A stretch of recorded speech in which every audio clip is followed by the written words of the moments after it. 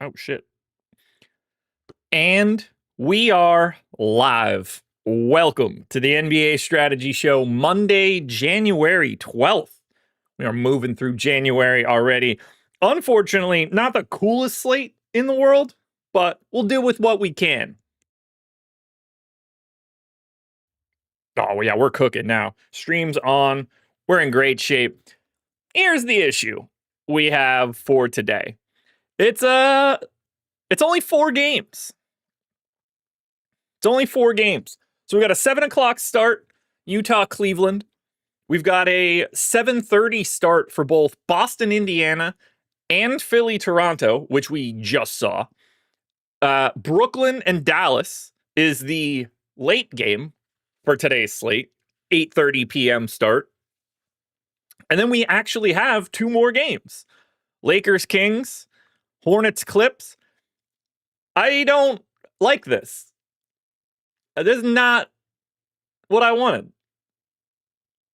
Like, just keep those 2 games. What happened to we're not going to go any lower than 6? We're getting spoiled with this, and I don't think for the good way. Now, I get it. There's a Monday night playoff game today. So it's not like a tip, like, everybody in the world is going to be watching that in the sports side. So, like, to a degree, I get it. But, just include those 2 games today. 4 too tiny. 6 is fine. Interesting weekend as well on the basketball streets.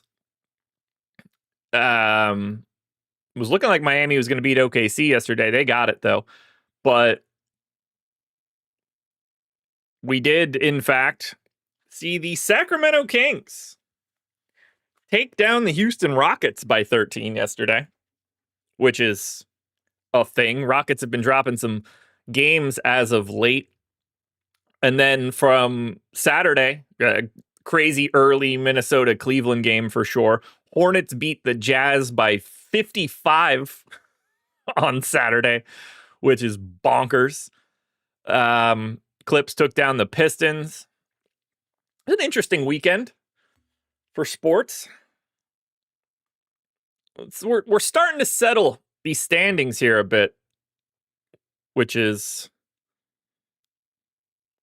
I mean, the West is just nuts. Truly. Like, the Rockets are in the play-in right now. They're 22-14. They have played... Wow, is that real? They've played 10 more road games than home games so far. They're 11-2 at home and 11-12 on the road. That's something to keep an eye on. That should get a lot better for the Rockets as the season goes on. But yeah, the Rockets are in the play-in right now. The Suns would be the 5 seed. What a weird season so far.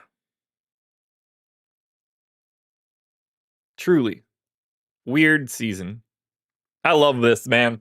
We got like a month until the trade deadline. We've already gotten one big one. We're live to get a couple more. Oh, that's interesting. There's not a single team in the league right now with a win or loss streak longer than 3 games.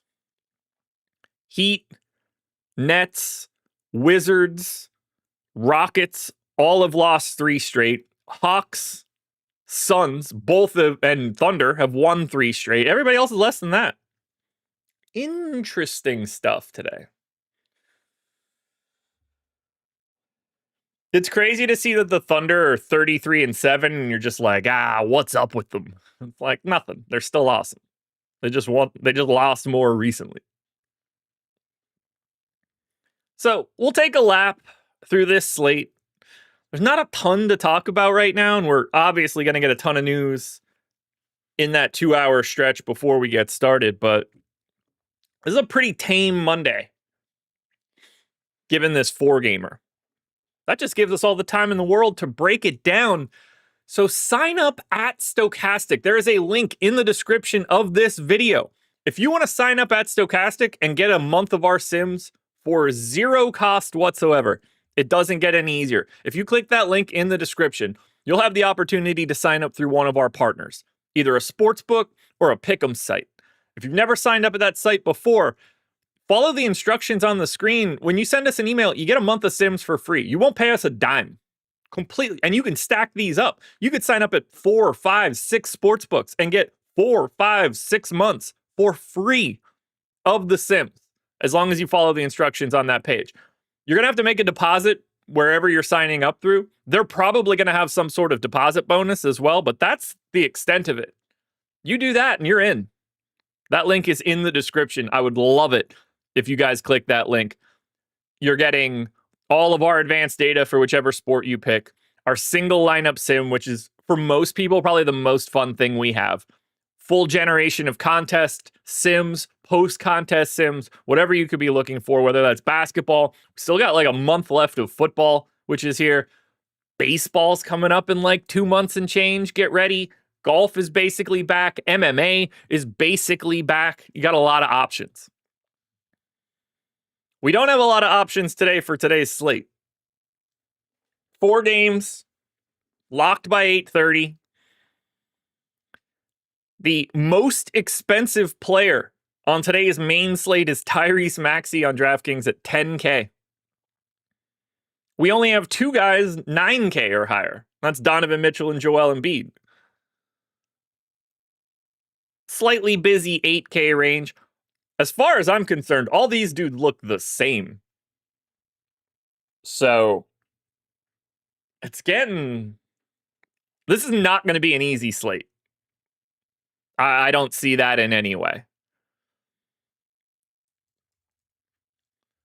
Short payups are all gross. Like, now, obviously, this is the first draft of everything we've done, but 60% ownership going to Peyton Pritchard. Doesn't look like we're going to have Jaylen Brown today. He's doubtful. 60% ownership for Sam Hauser. We'll get to it. Close to 60 on Derek White. Again, doesn't seem like we're going to have Jaylen Brown today. 45 for Mobley. 35 for Flagg. Everybody else sub 30 at that point. That's pretty darn flat for what we have today. So let's take a lap through each game so I could set the table.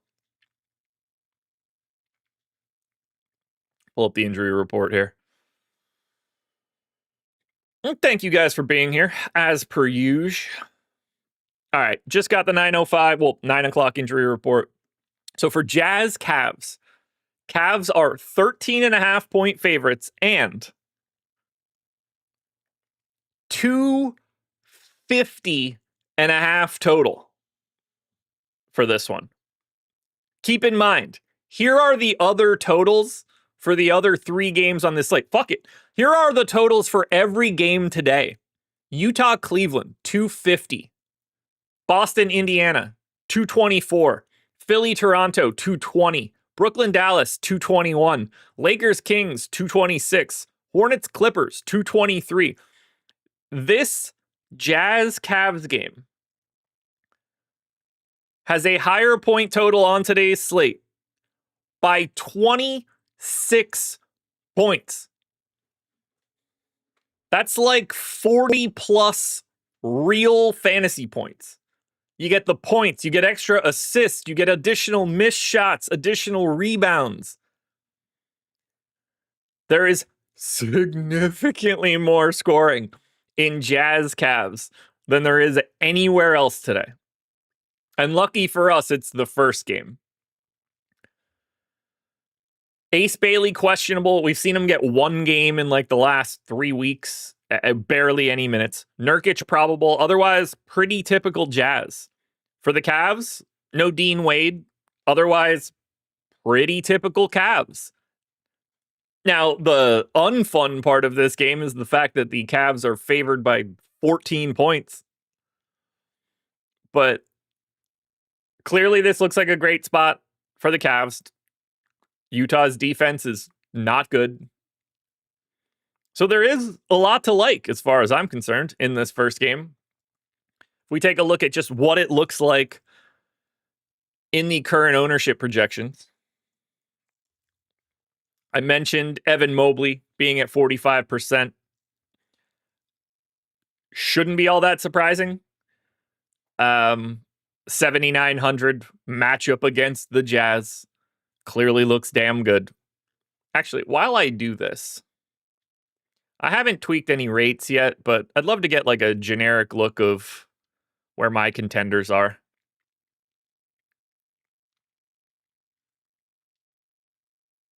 Okay. And we get a couple guys in the 20s. Donovan Mitchell, 9,400, 25% owned. He'll be more interesting to me depending on what value we end up getting over the next like 8 hours or so. Because it's not naturally easy to get to the one of the 3 pay-ups. But the moment we start getting like one dude, that'll help tremendously. Jared Allen also 20% owned. His minutes seem to be like normal-ish again. And then Nurkic on the opposite side, $700 more expensive than Jared Allen. Pretty much the same minutes projection. Nurkic is slightly better per minute dude. Slightly less ownership for Allen, but we're talking about 1%. So these guys are basically the same guy. Garland, Merrill, Markkanen, all around 15%. Clayton, DeAndre Hunter, Keontae George, all around 10%.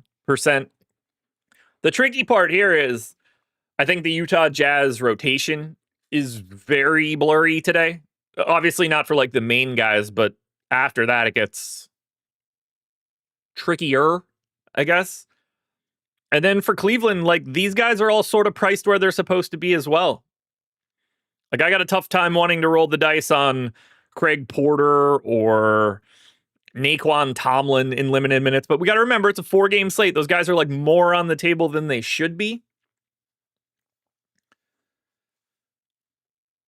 But it's funny because this game should look way better than it does.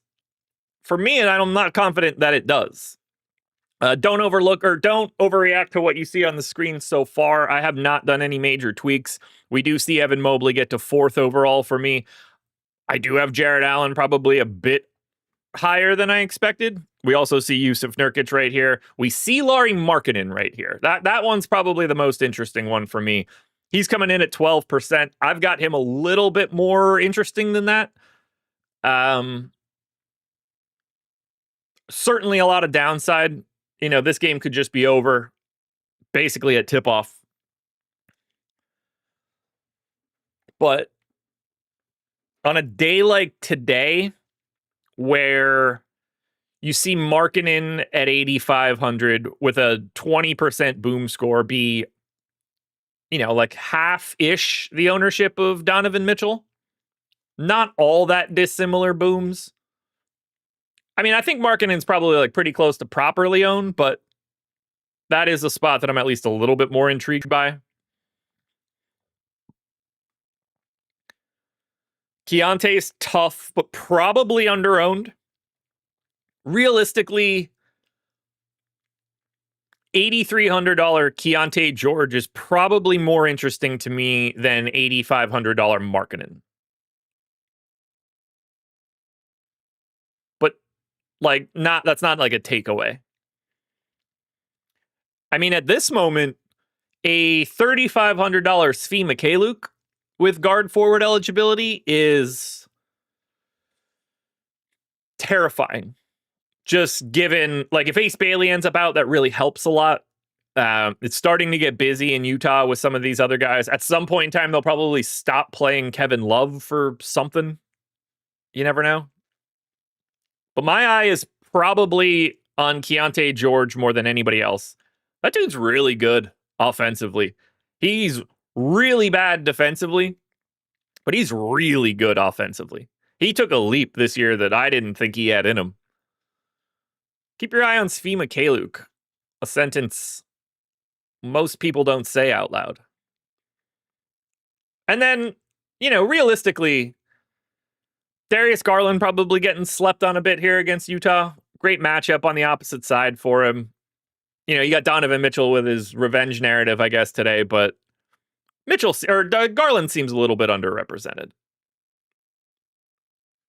And honestly, Merrill feels probably like a little overrepresented in comparison to somebody like DeAndre Hunter. Tricky game, though, with it being first. The second game, one of the two 7:30 starts. Pacers 5.5-point dogs at home against Boston. Boston, doubtful tag on Jaylen Brown. So as of right now, not in the projections, not expecting to see him. Minot's still out. Sam Hauser questionable as well is massive.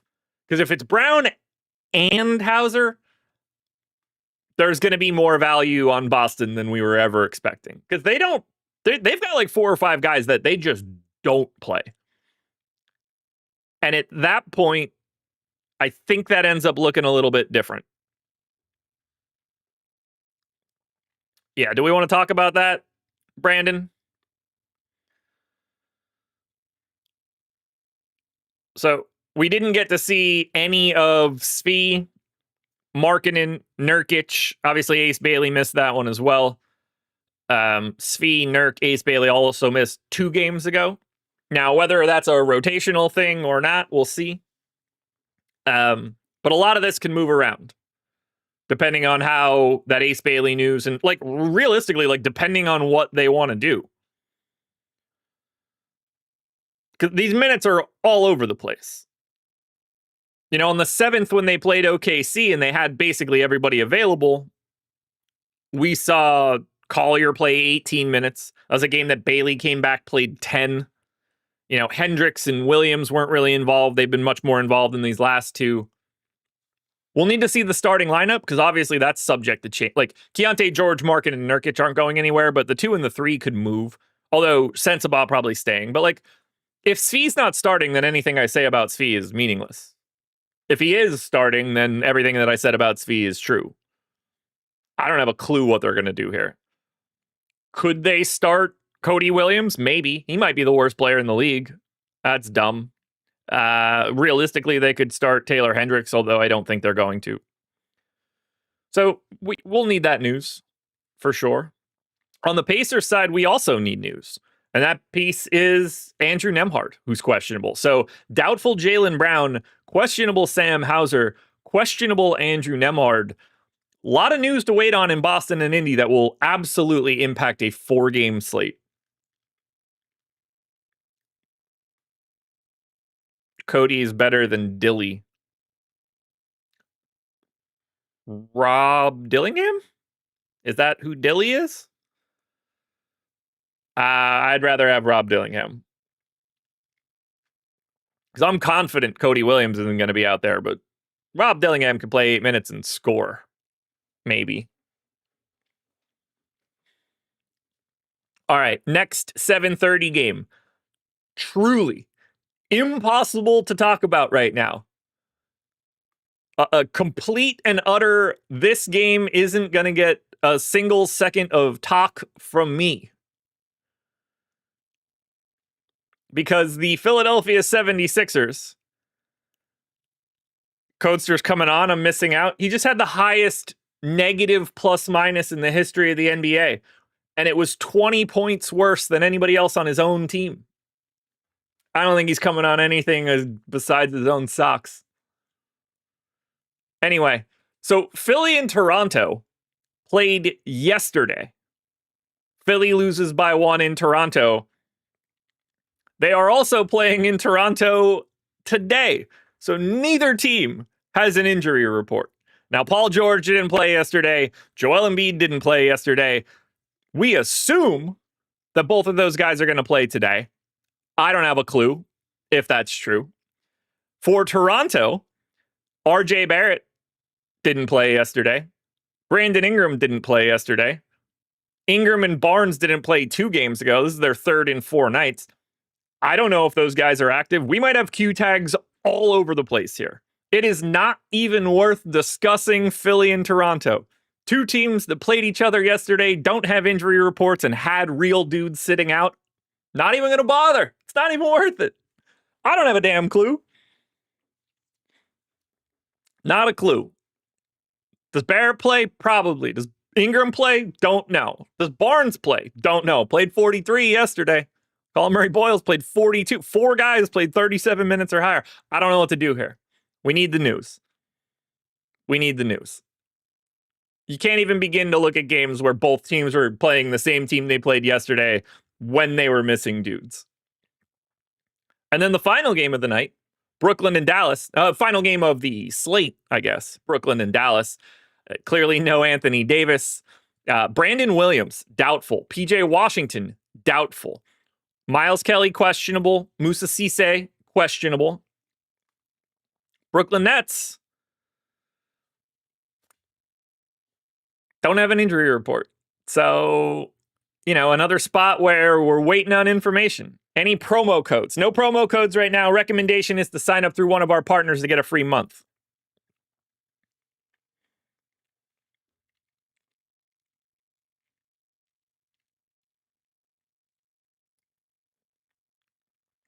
So, Brooklyn played yesterday in Memphis, lost by 5.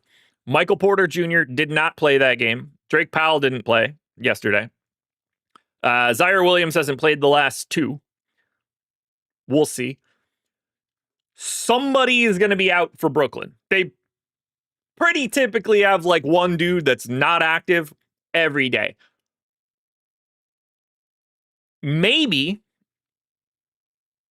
there's 1 or 2 dudes out here. I assume MPJ is back.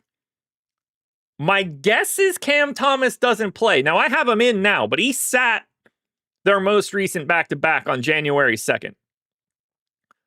Probably going to sit him again here, too. That will free up mid-20s minutes. So we just need their information. I assume MPJ is in. I'm going to assume Cam Thomas is out. I have no idea who else is going to be in or out for Brooklyn. Now, for Dallas, this is probably one of the more interesting places for today because of that Q tag on Brandon Williams, because of that Q tag on PJ Washington, because of the lack of Anthony Davis. We're looking at Nembhard, Christie, Marshall, Cooper Flagg, Daniel Gafford. The minutes for everybody else are tricky. Because with all these guys out now, we got 19 minutes out of D'Angelo Russell last time out. We got 19 out of Cisse, 15 out of Miles Kelly, 13 out of Jaden Hardy, 20 out of Caleb Martin. Martin seems like the first guy up. But what they do with Russell, Cisse, Kelly, Hardy, no clue. Any one of those guys is live to play like 24 minutes today and be a value play you need. I don't have a clue which one it is. Because they're shorthanded. They just don't have any bodies. They don't have any they don't have any bodies that we trust outside of their starters. And even then, it's a bit of a conversation. So we're going to be looking pretty closely at Dallas. Who that ends up being, I'm not entirely sure yet. 35% ownership to Cooper Flagg is like a no-brainer. Guard forward eligibility, clearly the best option. 5K Gafford against Brooklyn? Slowly but surely getting a little bit more run? Yeah, in. After that, Clay, Christie, Marshall. I don't know how to sift through that. Russell, Nembhard. I don't know how to sift through that. You're going to end up with some Dallas today, and you're probably not going to like it all that much. But I like it today for the slate. Have you ever known someone named Cody who wasn't special? Answer that. Yes. That was easy. Yes, I have. Simple. God, that couldn't have been easier. Simple answer. Yes, I have. All right, schedule for the rest of the day. Don't forget, NFL strategy show. You guys got Monday Night Football playoffs edition today. Lofty and Greg are going to be here for that one. NHL strategy show at 1:30 p.m. Eastern time. I will be back with Eric at 6 for NBA Live Before Lock. Final preemption for the weeks, man. We don't have another Monday, Thursday NFL game this year. So, final solo NBA Live, not solo, like final one show slate. So myself and Eric will be there at 6. Lofty and Spags will be back tonight at 7:15 for NFL Live Before Lock Monday Football Edition. Irving, will he come back this season? No. I mean, not for anything real. But no, he will not come back this season.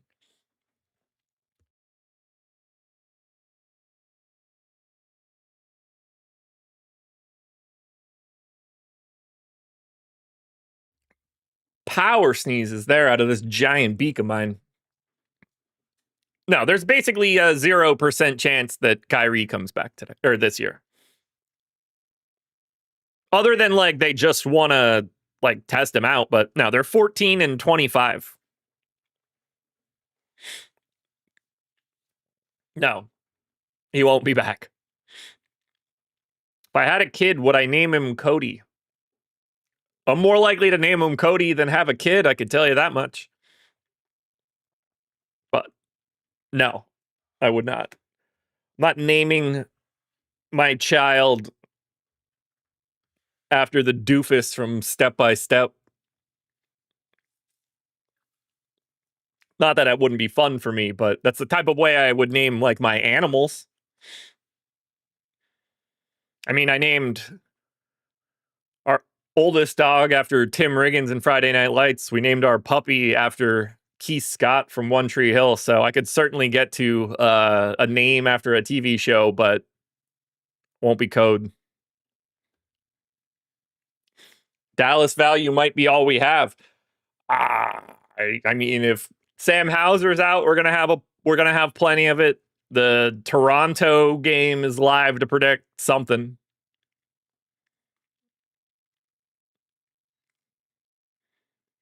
The code man. I'm gonna go downstairs, chug some milk, squirt some chocolate syrup in the old mouth, shake the head. Man, I did that all the time. All the time. Shout out Step by Step. That gal in Step by Step was aces, man.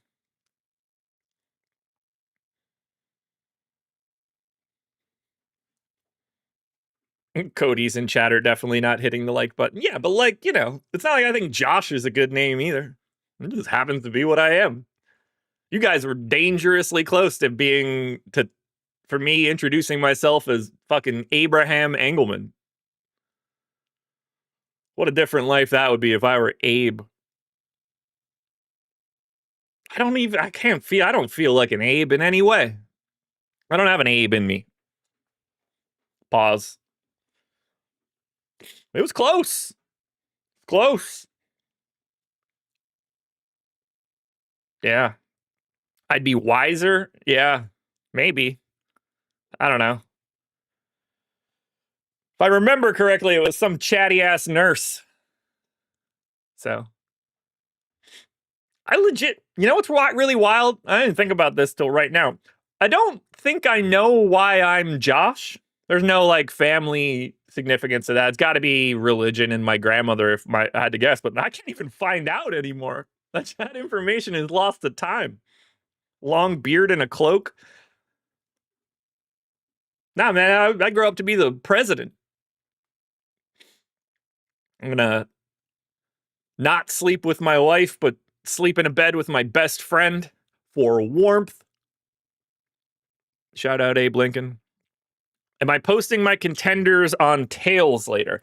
I'll definitely have my position by position breakdown out for the slate on Twitter. And then Tails will probably get an update once all the news comes in.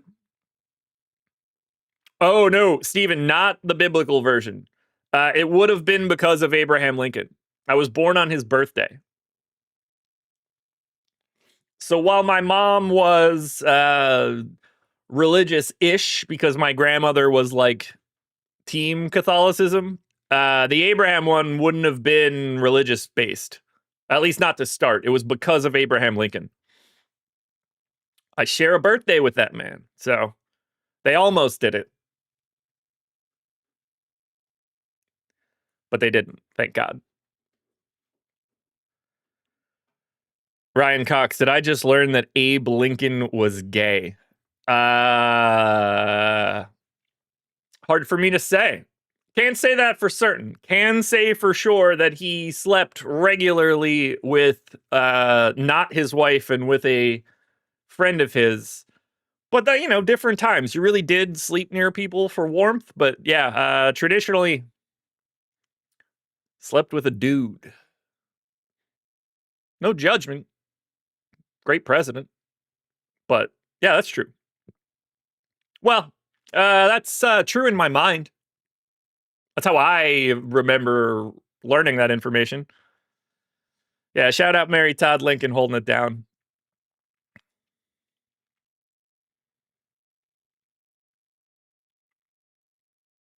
I saw that on American. I've definitely never seen American Dad, but I'm guessing we pull from the same pool. It's a weird slate, man. Then you got that Lakers Kings game, Hornets Clippers. Is there like a good 2-game night slate? I didn't look.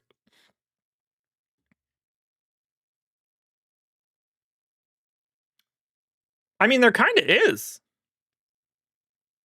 That's not the worst night slate in the world. For a Monday with football, you can handle that. Is the showdown any good? 10K. No. Meh.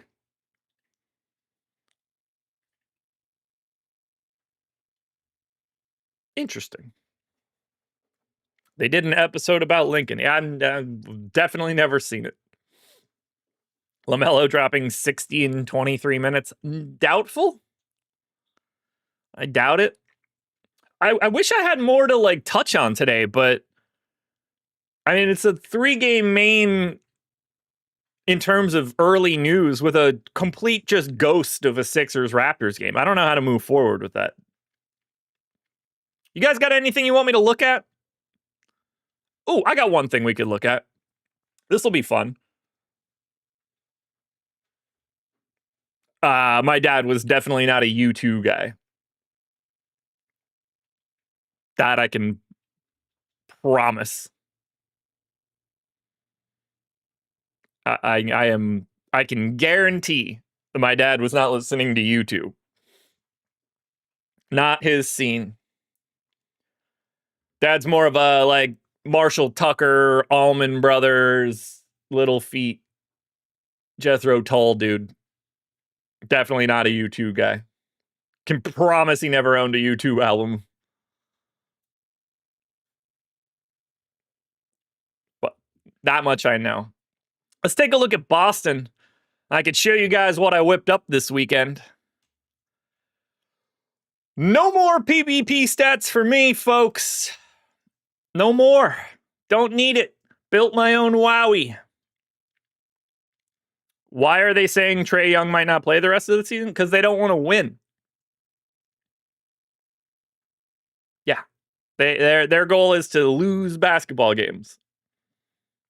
Yeah, the only U2 album I've ever owned is the one that came with my phone. All right, so let's see here now. Let's go Garza, Cada, Simons, Walsh, White. I'm going to say Tillman, Shireman, Pritchard, Gonzalez. I'm going to include Hauser for right now. Let's take a look at the impact of on-off when Jaylen Brown isn't around. Now, this isn't going to be a huge sample. Brown's been playing a ton. When you play 36 minutes a game and never miss anything, typically not all that interesting. But when the guys they have available are on, Derek White's fantasy points per minute up 0.21 with no Jaylen Brown around. Same story in the 177-minute sample from Peyton Pritchard.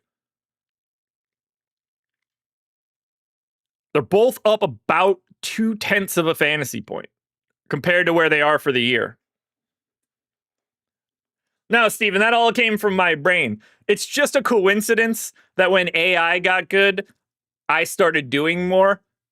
None of that, like 100% me, just coding away. Or I've coded nothing, and I'm incredibly fortunate that the internet has created robots. Allman Brothers and a joint is a good time. Can confirm. So, let's look at Derek White here. Derek White. Now, this is essentially like with Jaylen Brown off. Goes from a 1.13 fantasy point per minute guy on the season to 1.34. Scores about 5 real points per 100 possessions more. Basically an extra assist. Slightly less efficient, only by like a less than 1 percentage point in true shooting. 8.5% increase in usage. Well, that turnover percentage is 100% incorrect. So let me go ahead and correct that after this show. Must be adding together 2 sets of data. Not that it matters for this case. Similar story for Peyton Pritchard. 0.22 increase to his fantasy points per minute. Scores about 4 more real points per 100 possessions. Assist rate. He goes from 4 per 100 possessions on the season to 6 in this sample without Jaylen Brown.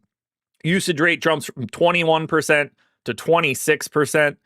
Assist rate percentage doesn't go up too crazy, but he's certainly more involved there. Not as big of an impact to anybody else. Simons gets a little bit of a bump, but nothing crazy. You see the usage jump from 22.5 to 28.5.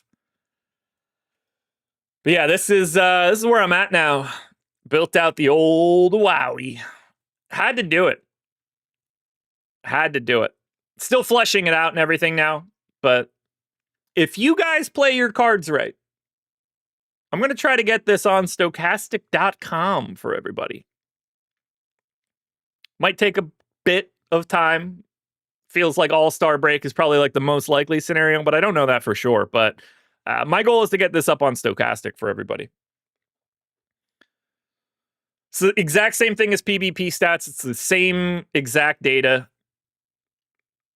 But now I'm going to build it so that I can see what I need a little bit easier.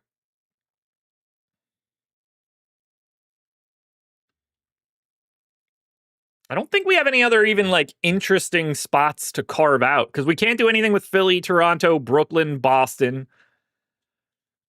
You know, realistically, I guess we could take a look at what Indiana looks like with no Nembhard around, but even that's going to be a relatively tiny sample. Any interest in Lonzo today at 3,200? No. He's not going to play.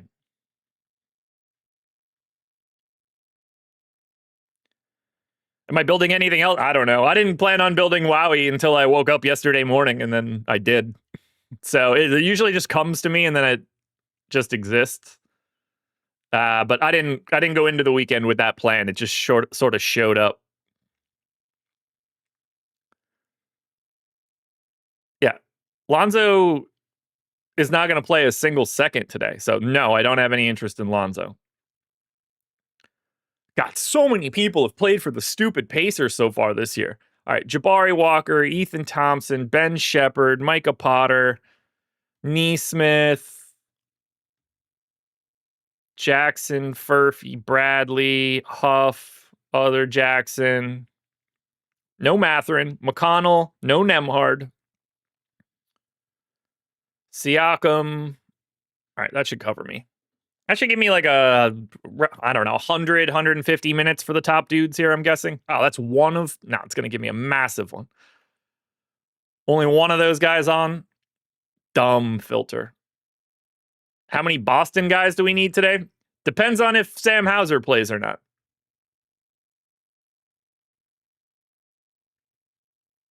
If Sam Hauser plays, then less. If Sam Hauser doesn't play, then many, many more.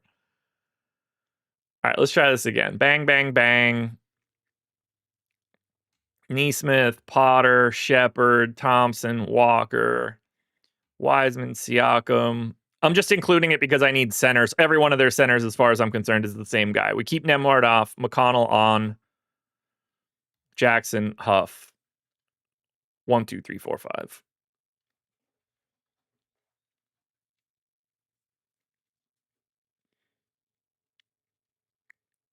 Okay, that's a bigger sample than I was expecting. TJ McConnell, in 151 minutes this season with essentially Nembhard and Mathurin off. 1.57 fantasy points per minute. Assist rate, well, assist per 100 goes up by 1.5. Steals actually went up by a little bit, which I don't react to too much in a small sample. Scoring goes up slightly. It's clearly just not missing either. True shooting goes up. Usage goes up. But yeah, TJ McConnell's a thing if Nembhard ends up out. Neesmith and Siakam have seen increases by about 1/10 of a fantasy point. Jay Huff actually looks worse. That doesn't shock me at all. Less guys you have look a little bit worse. 30 minutes for Elijah Martin yesterday. I legitimately don't know who that is. Is that the Pacers guy? I assume that it is. That's a name I don't recognize. When that shit happens on a weekend, I'm doomed. Oh, he's on Toronto? Yeah. I don't know who that is. All right, there we go. Elijah Martin played 30 minutes yesterday. Yeah, I mean, that might happen again if RJ Barrett and Brandon Ingram are out and Jacoby Walter is out, but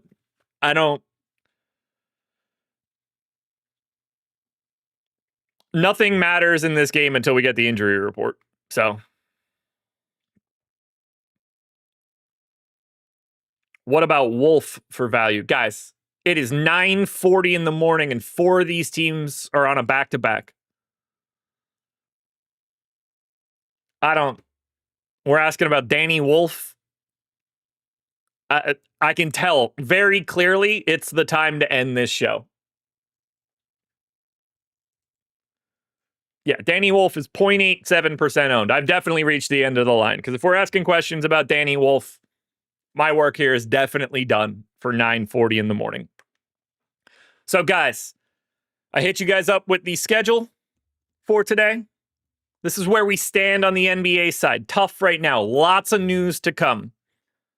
NFL strategy show coming up next. Sign up at Stochastic using the link in the description. Also follow me on Tails. I assume we're at 1,000 ratings now.